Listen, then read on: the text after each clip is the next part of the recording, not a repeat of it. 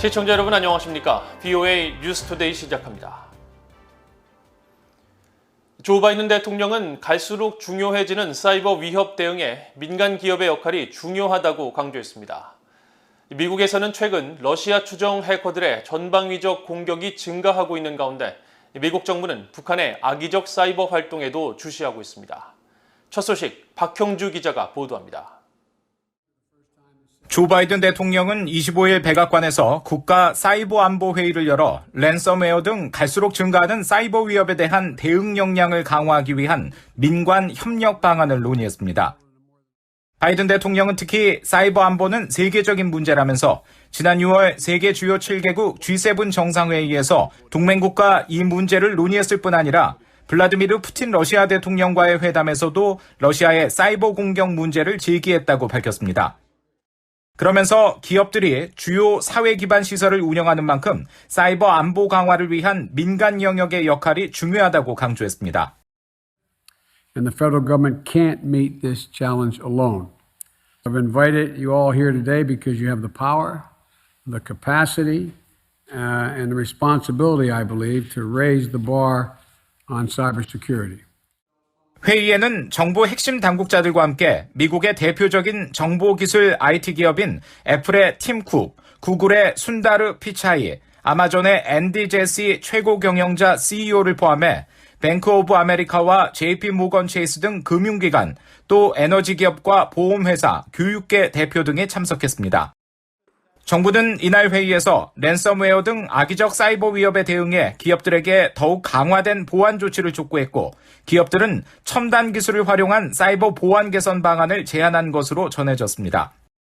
미국에서는 지난 5월 최대 송유관 회사인 콜로니얼 파이프라인과 세계 최대 육가공업체 JBS가 전산망 해킹 공격을 받았고 국무부와 재무부, 상무부, 국토안보부 등 최소 9개의 공공기관도 지난해 해킹 공격을 받았습니다.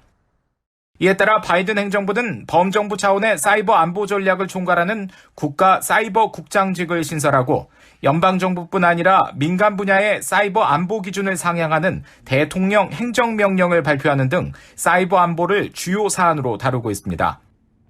미국의 사이버 대응 정책 범주에는 북한도 포함됐습니다. 미국 정보당국은 지난 4월 공개한 2021 연례 위협평가 보고서에서 북한의 사이버 능력과 관련해 매우 중요한 미국의 인프라 네트워크에 일시적이고 제한적인 지장을 초래할 수 있고 미국 내 기업의 네트워크에 지장을 가져올 수 있는 수준이라고 명시했습니다. Of course, most frequently we speak of North Korea's nuclear and ballistic missile program, but of course its malicious cyber activity is something we are carefully evaluating and looking at as well, Rich.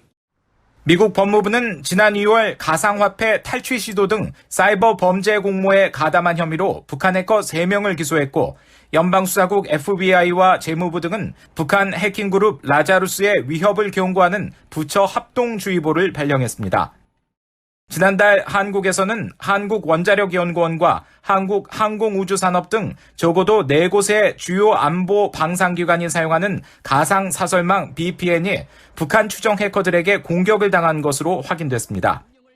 사이버 안보 전문가들은 세계적인 코로나 확산으로 원격 근무와 온라인 금융 거래가 급격히 증가하면서 북한이 제재 회피 수단으로 자신들의 사이버 역량을 이용할 것으로 분석하고 있습니다.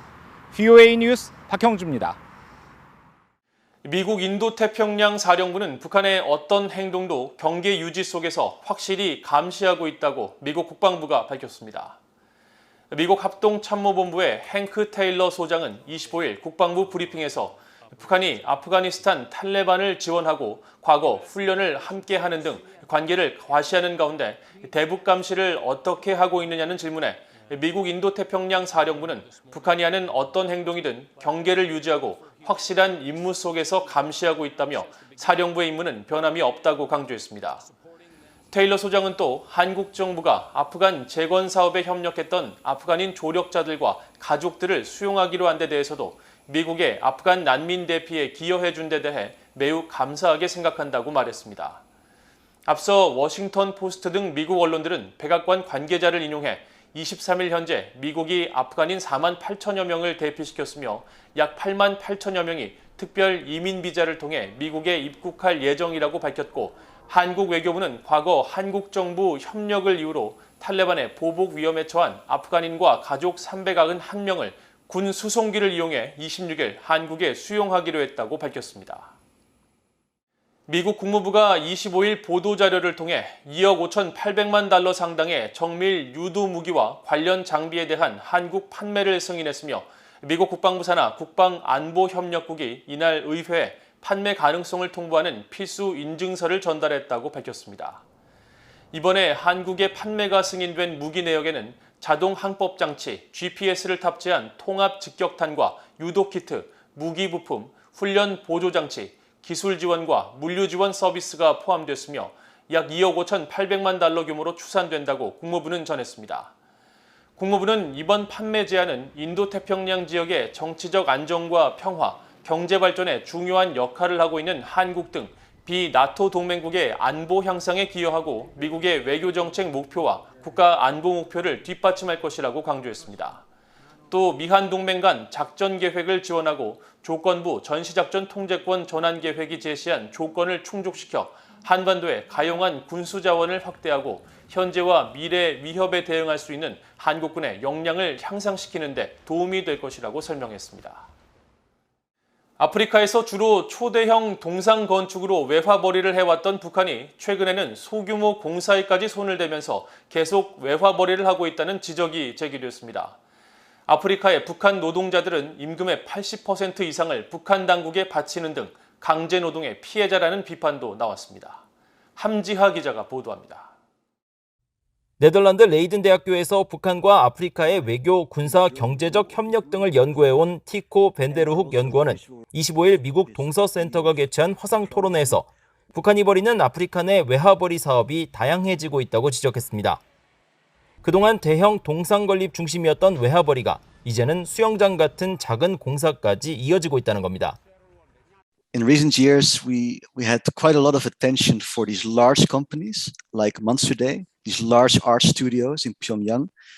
But there is really interesting research being done on smaller entities that do not construct these grand monuments, but construct smaller constructions like roundabouts and swimming pools and that sort of stuff.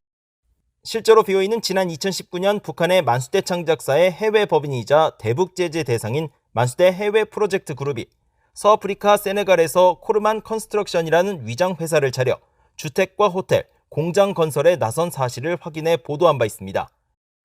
벤데르훅 연구원은 북한이 작은 공사까지 손을 대는 것은 제재 이행에 대한 미국의 압박이 영향을 미친 것으로 분석했습니다.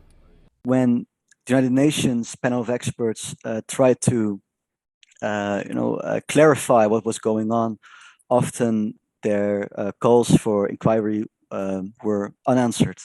I actually think that in this respect, that pressure from the UN didn't matter very much, but pressure from the United States mattered more.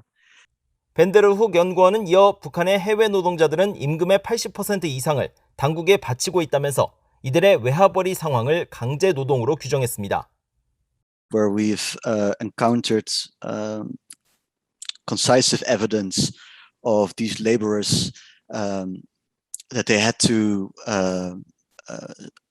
give away 80% of their income to the state. They were not allowed to have their passports with them within the country. They often had to take on extra work outside of like the regular contracts in order to maintain a certain standard of income. They were not allowed to roam freely through the country. 실제로 비어있는 세네갈 내 북한 외화벌이 상황을 보도할 당시 코르만 컨스트럭션의 재정 자료를 입수해 북한 노동자들의 월급이 현지인 수준에 크게 못 미치는 $100 수준이며 회사 수익금 가운데 대부분은 북한 당국에 상납돼 북한 노동자들이 강제 노동을 하고 있다는 사실도 확인했습니다.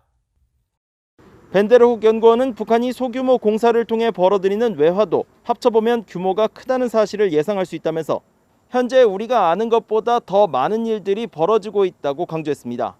BOE 뉴스 함자입니다.